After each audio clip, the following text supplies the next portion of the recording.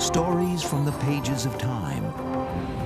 Stories of triumph and tragedy, adventure and achievement, as we go in search of history. They used the Civil War to settle personal scores, fighting not on the battlefields, but in their own backyards. Under the leadership of one of the most bloodthirsty men of the 19th century, William Clark Quantrill, young men like Cole Younger and Frank and Jesse James were recruited to seek revenge. They were absolutely in a frenzy of bloodlust, and they descended upon the town. He wanted young men who had reasons, personal reasons, to hate the Yankees. They became known for their guerrilla tactics and for one of the greatest atrocities of the war. It was a level of violence that had not been seen in the American Civil War before. It was not a level of violence that would be unfamiliar to us in the 20th century. Join us as we go in search of history to track the motives of the men the Union called outlaws and who called themselves Quantrill's Raiders.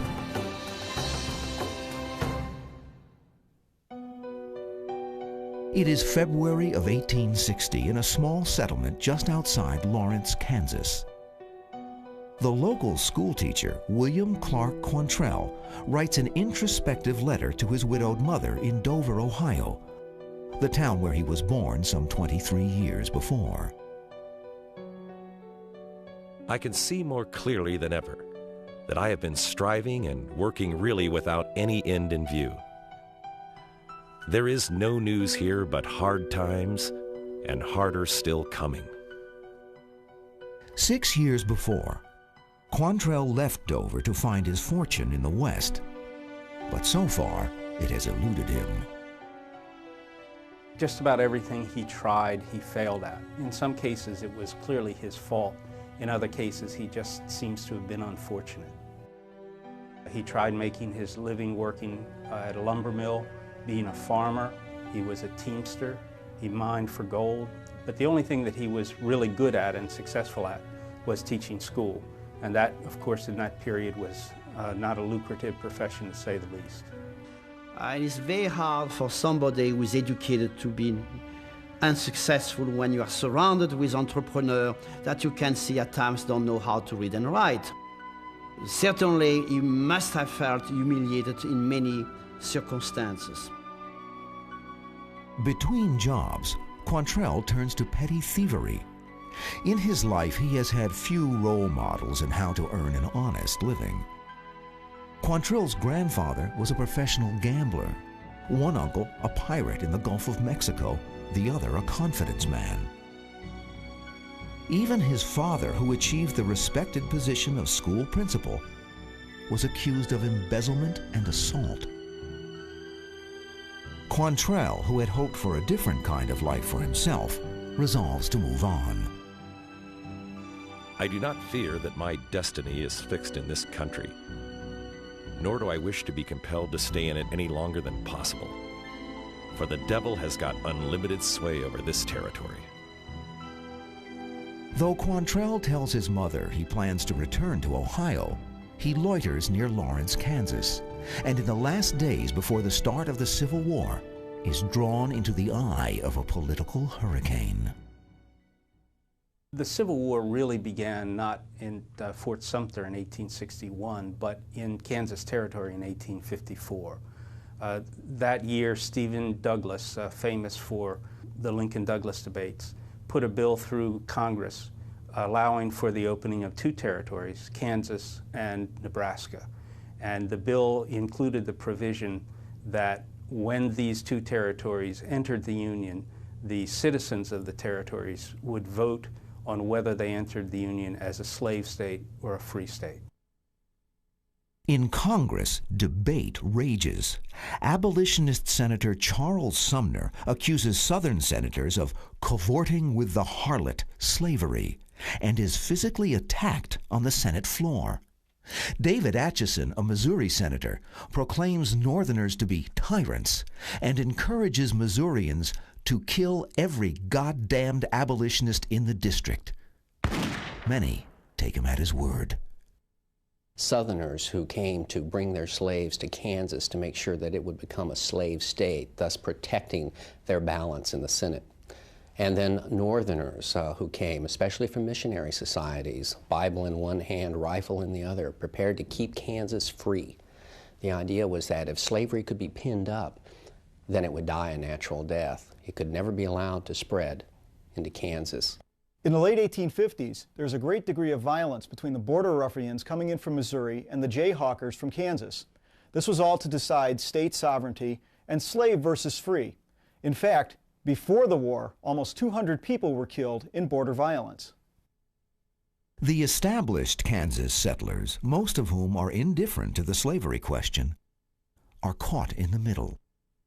What often happened was that a settlement would be established by either Southerners on the one hand or abolitionists on the other. And then the more radical members of the community would form gangs and would raid against their opponents' communities and their farms. The raiders for the South are called border ruffians and bushwhackers. The raiders for the Free State sympathizers are dubbed Jayhawkers. But their politics are largely incidental.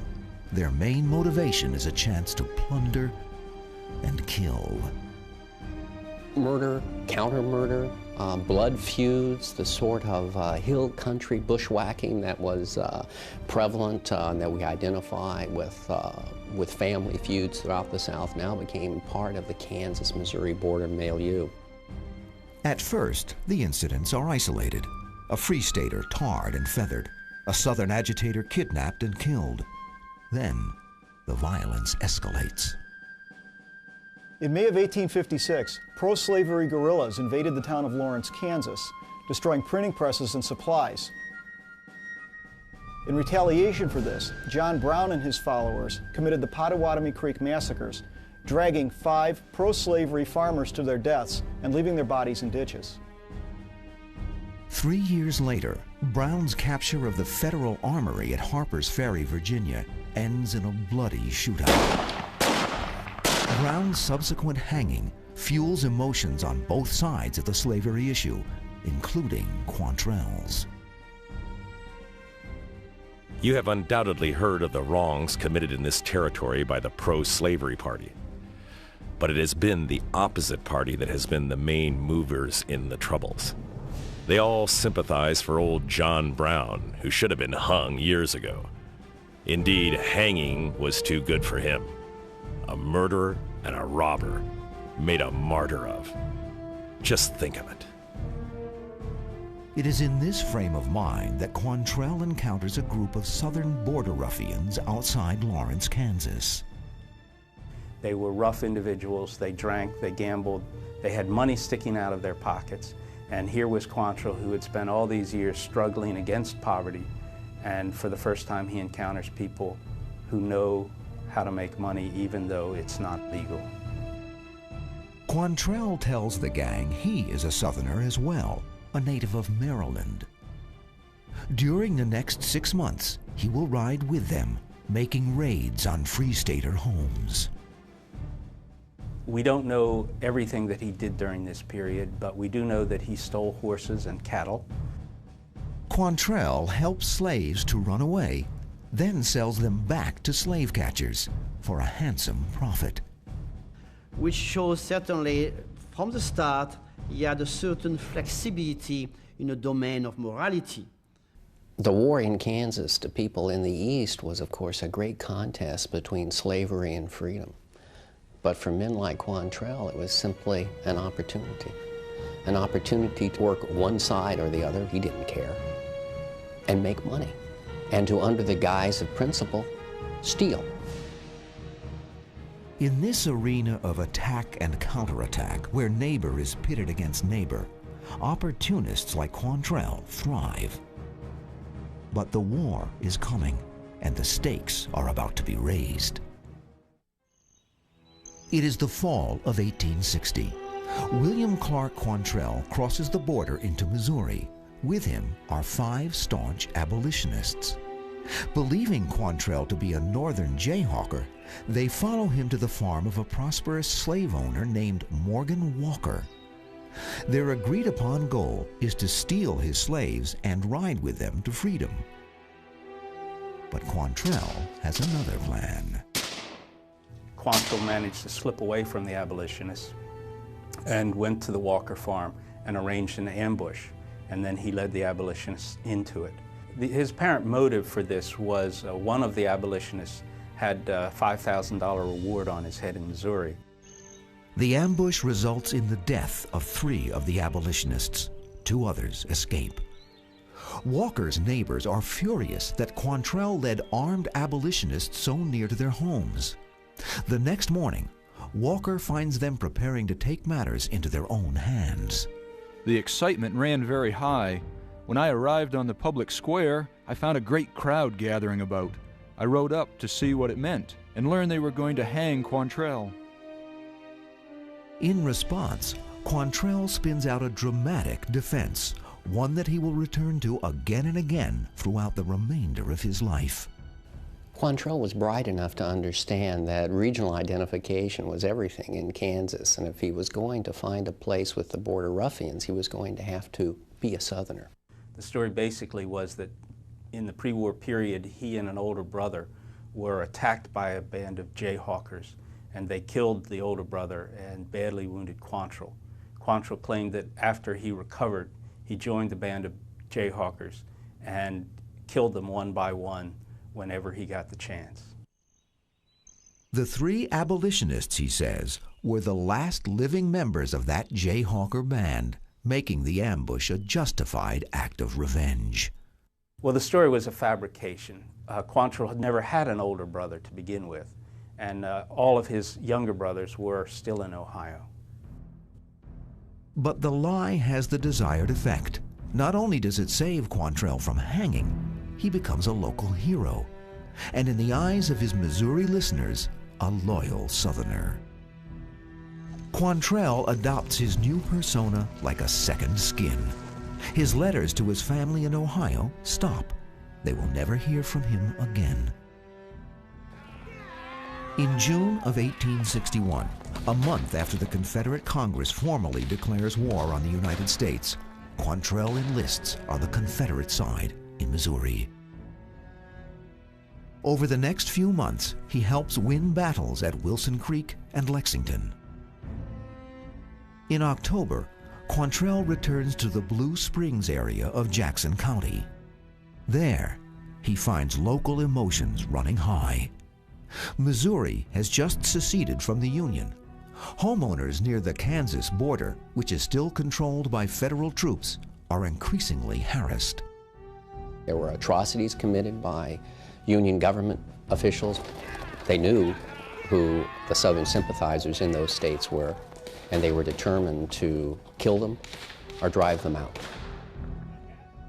Quantrill's just returned home to Blue Springs in Jackson County to find Federalist troops harassing the citizenry. He feels he has no choice but to organize a Home Guard Defense League to protect the citizens. His angry rhetoric and his reputation as an avenger attracts eager recruits. At the beginning of the war, a Southern boy had only 2 choices if he was going to fight. One would be to leave his home state and go east and fight, or to join a guerrilla band. And for obvious reasons, these young men wanted to protect the state and also their county and the part of Missouri that they came from and where their families were. The fight that they wanted to fight was there in their home state. From among the volunteers, Quantrill handpicks the youngest and most violent who share a hatred of the Union. Among them are men who will later make their own deadly reputations as outlaws: Frank James, brother of Jesse, and Cole Younger. They and 2 other recruits, William Gregg and George Todd, become Quantrill's core group of killers. He was, particularly after really teenage boys, ages 16 to 18, who did not have wives, who had no responsibilities. Furthermore, he wanted young men who had reasons, personal reasons, to hate the Yankees, whose families had been abused by the federal militia, whose houses or farms had been burned.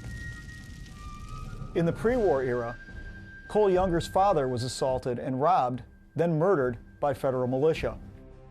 And shortly after Frank James joins Quantrill, federal troops assault his stepfather, Dr. Samuel Rubin, in an attempt to force him to reveal the gang's whereabouts.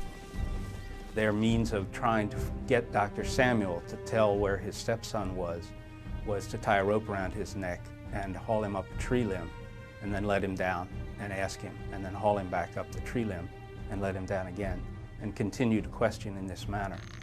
Rubin remains silent. He is found hanging, but alive. He will be disabled and brain damaged for the rest of his life. For these young Missouri Southerners, their hatred of the Union has little to do with slavery or politics. It is personal. To these impressionable and volatile young men, Quantrill repeats the story of his martyred brother and his own bloody revenge. And so like the James boys and like the Youngers, he had that blood atonement reason to seek vengeance. And this gave him a place with these men. The number of abolitionists Quantrill claims to have killed climbs with each telling. A dozen, 35, then nearly 50. By this time, he was leading a band of very rough teenagers, and he found it in his interest to make them intimidated, to make them a little afraid of him, to let them know that he was as hard as they were, or harder. Quantrill, only a few years older than these hot-headed youths, is now their unquestioned commander. It is the fall of 1861. Newspapers along the Missouri-Kansas border are filled with Confederate victories, the South wins major battles in Virginia, and the Union Army is on the run in Missouri. The news emboldens Quantrill's young recruits. Instead of merely protecting Missouri homes, they now frequently cross the border into Union-occupied Kansas, harassing the federal troops and abolitionist homeowners. Before their victims even have time to react, the raiders hit and run and disappear into the woods. For Quantrill, little has changed since his bushwhacking days. What is the difference between rustling cattle in the middle of the night and attacking a town or a camp by surprise? The system is the same, the tactics is the same. They interrupted communications, they raided towns, they upset Unionist citizens. They captured supply trains, they waylaid mail. Quantrill and his men were very effective at disrupting federal military communication, transportation, and day-to-day operations. Quantrill and his guerrillas were so successful because their tactics were so different from what the Union Army was using in the rest of the war. It's what Jesse James eventually adopted as the whoop and holler sort of strategy, where you ride into the town at full gallop, shooting at anything that moves, but mostly making a lot of noise and scaring everybody to death. They did not hold towns for very long. They would raid into a town, herd the civilians together, rob them, then they would go into the stores and take what they needed in the way of blankets and firearms and food. Quantrill and his men are not the only band of guerrillas fighting for the Southern cause.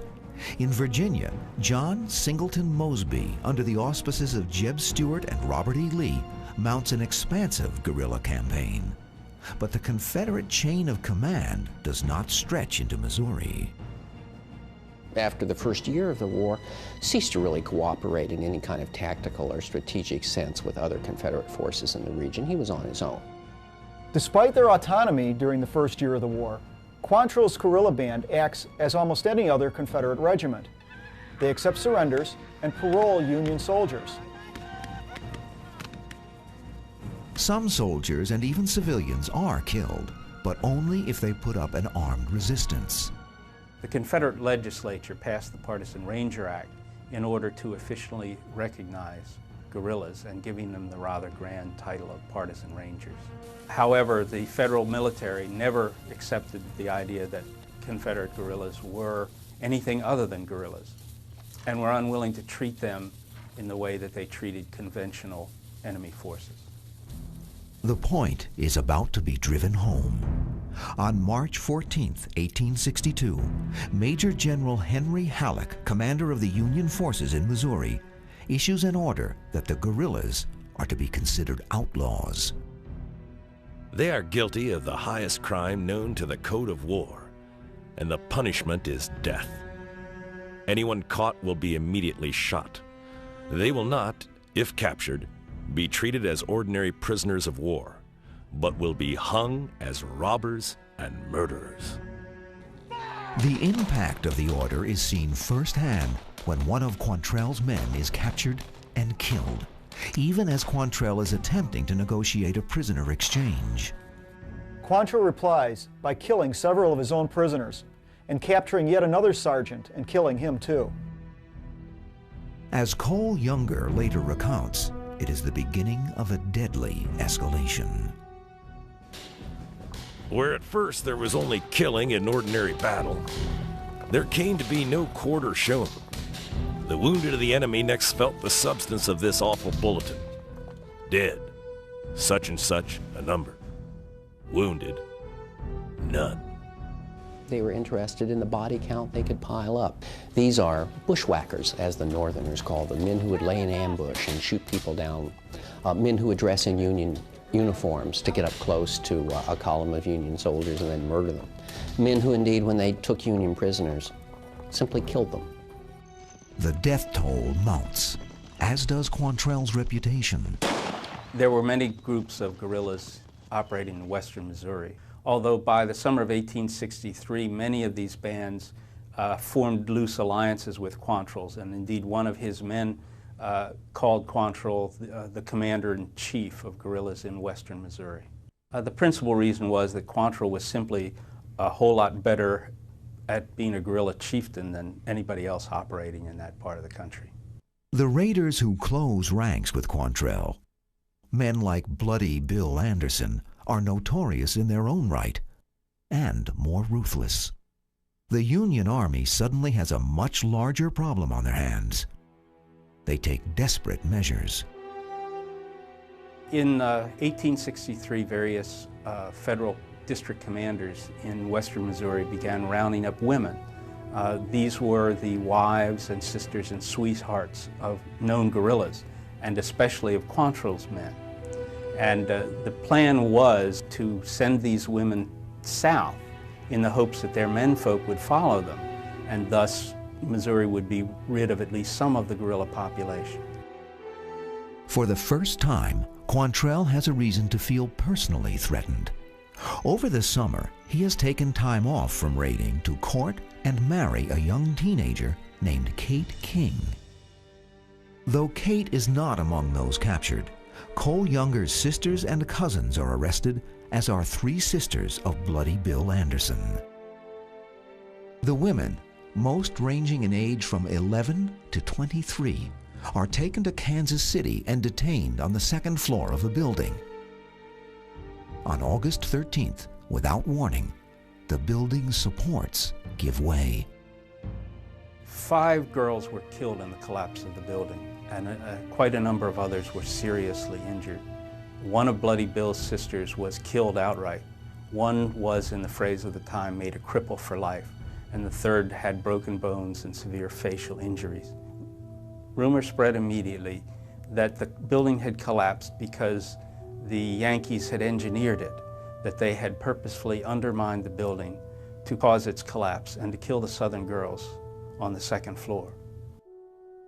To the raiders, it is a summons for retribution, and Quantrill has in mind the perfect target for their revenge.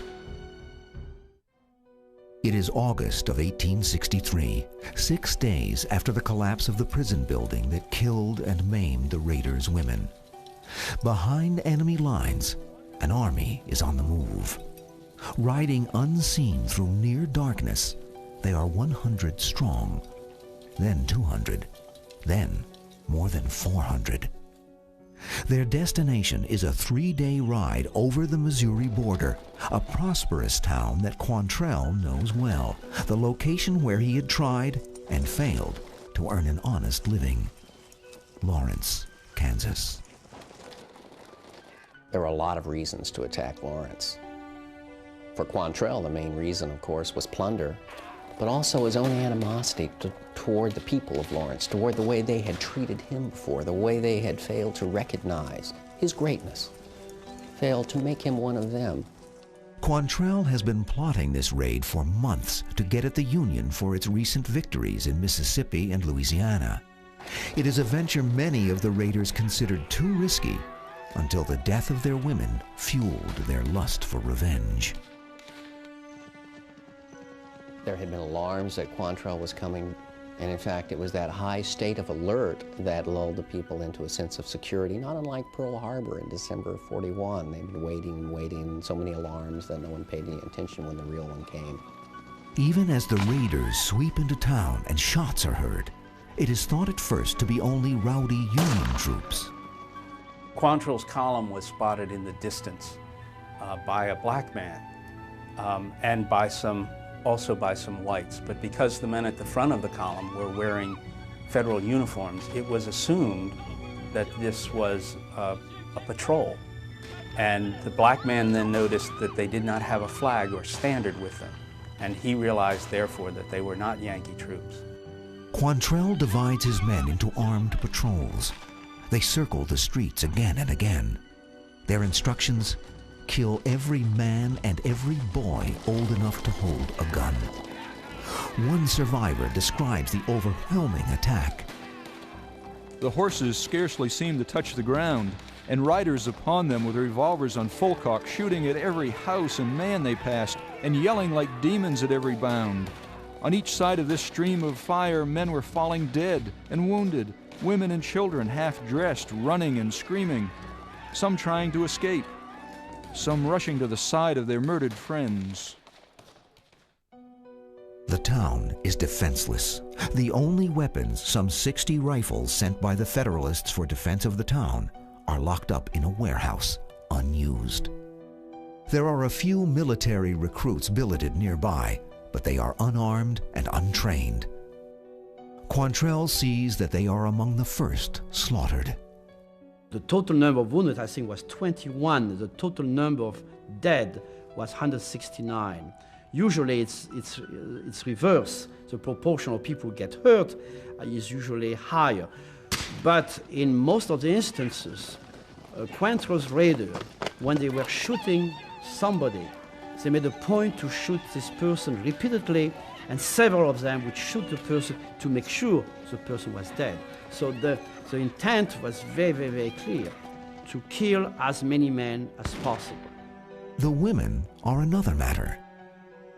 This is where you have an interesting mixing of attitude there from the raiders' part.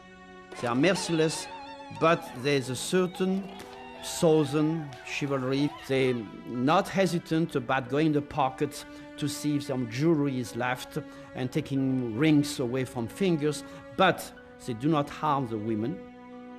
Realizing the raiders will not shoot them, the women mount what will be the town's only resistance, as described by one survivor. The ladies were wonderfully brave and efficient. Some of them turned the raiders from their purpose, and at other times they boldly confronted and resisted them. In scores of cases, they put out the fires as soon as the raiders kindled them, and some defiantly followed the raiders around, extinguishing the flames.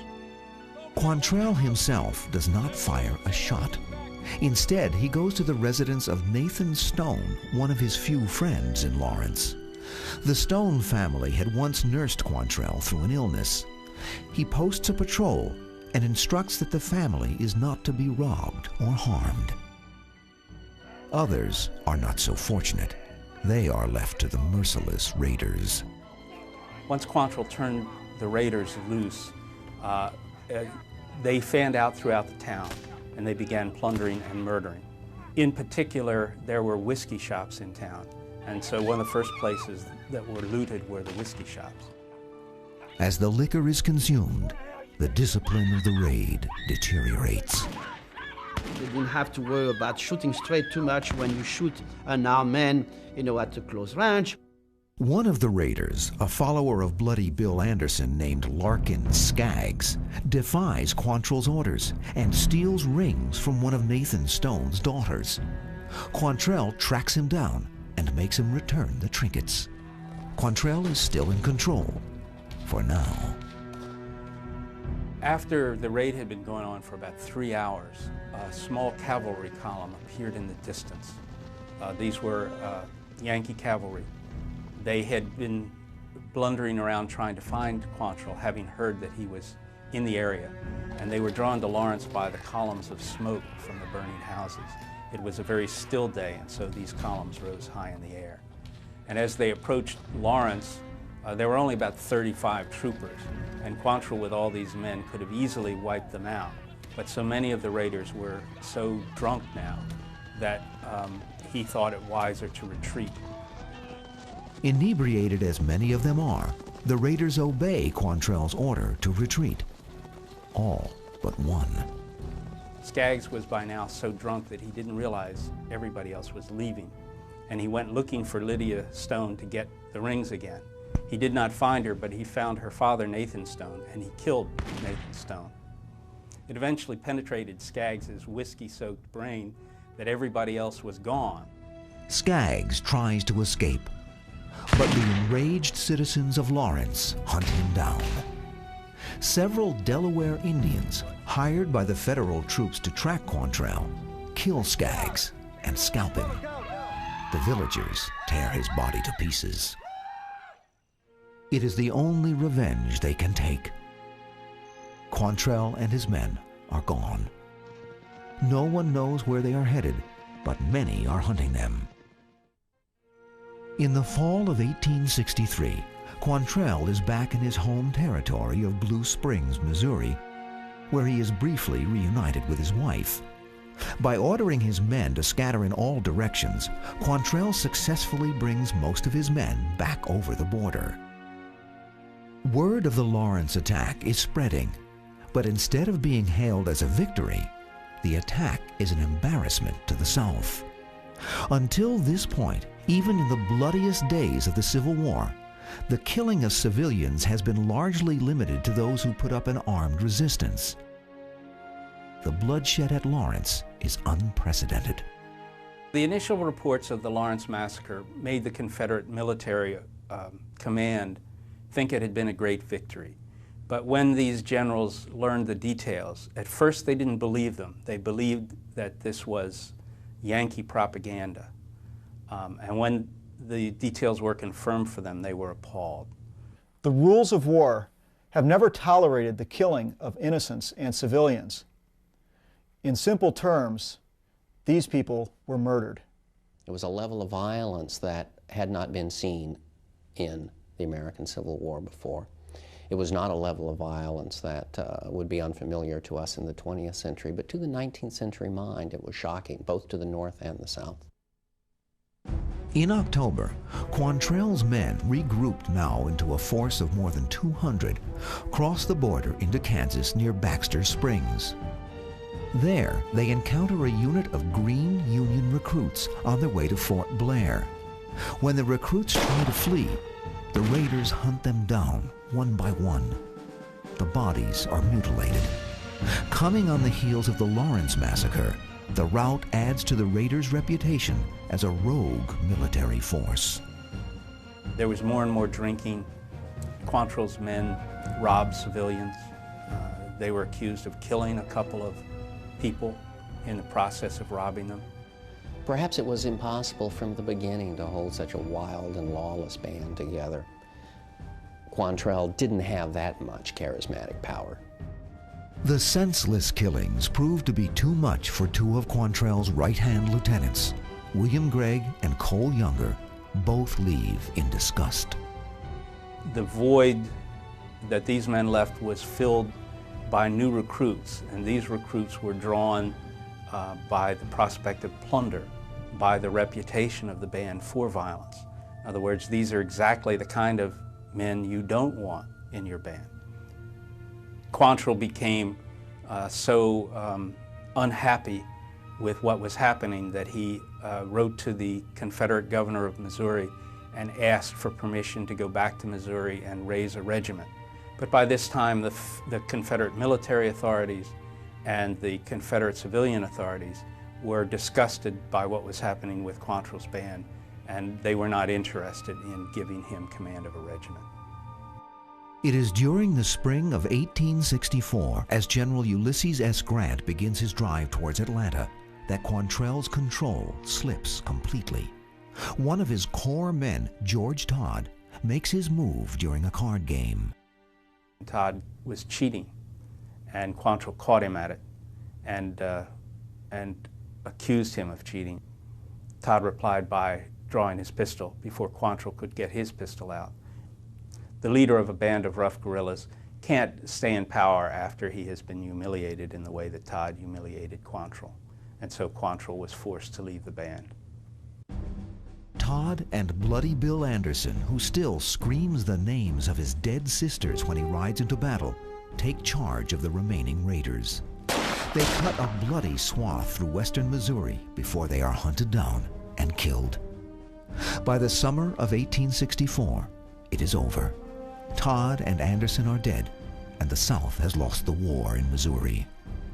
Quantrill, accompanied by 21 of his men, including Frank James, heads east toward Kentucky. He also knows that he and his men will never be allowed to surrender in Missouri. He has to flee further to the east to get deeper into Confederate territory and somehow once again take on a new persona, as he had taken on so many before. Quantrill makes it as far as Taylorsville, Kentucky, some 60 miles outside of Louisville. There, on May 10, 1865, a month after Robert E. Lee surrenders, and just 2 days before the final battle of the Civil War, a party of bounty hunters catches up with the raiders. Quantrill is unable to reach his horse. 2 of his men go back for him and are killed. Quantrill is shot through the spine. He is taken paralyzed to Louisville, where he lingers for nearly a month. In all that time, he never admits to being Quantrill, the infamous guerrilla, or to being Quantrill, the Ohio-born schoolteacher. When asked to give his name, he answers with a half-truth. He is Captain William Clark. Without sending word to his mother, nor to anyone else, he dies at the age of 27. 40 of the raiders, including Quantrill, are indicted for the Lawrence, Kansas murders. Only one of the raiders ever stands trial. But thanks to a change of venue, and some say to bribes given to the jury, he is acquitted after only a few hours of deliberation and escapes the Lawrence, Kansas lynch mobs. But the jury remains out on William Clark Quantrill. Most biographers have depicted him as a psychopath with no redeeming characteristics whatsoever. A few other writers have depicted him as a Confederate knight-errant. I don't find either one of those extremes very useful in trying to describe a very complicated man. Quantrill would have been a perfect captain in William the Conqueror in 1066. We win and we share England. We lose and we are dead. It's a fortune of war. It makes you a hero if you win, makes you a villain if you lose. What Quantrill did in Kansas and what he and his men did in escalating the level of violence there pointed the way toward a new method of warfare. Now we bomb cities. Now civilians are the first targets. We don't care if they're men, we don't care if they're women, we don't care if they're children. And we began that journey there in Kansas with William Clark Quantrill. In the years that follow, the folklore that surrounds the raiders grows. Cole Younger and Frank and Jesse James go on to Wild West infamy. And after a decade, the surviving, if less celebrated raiders begin holding annual reunions where they reminisce and elaborate on the legend of Quantrill.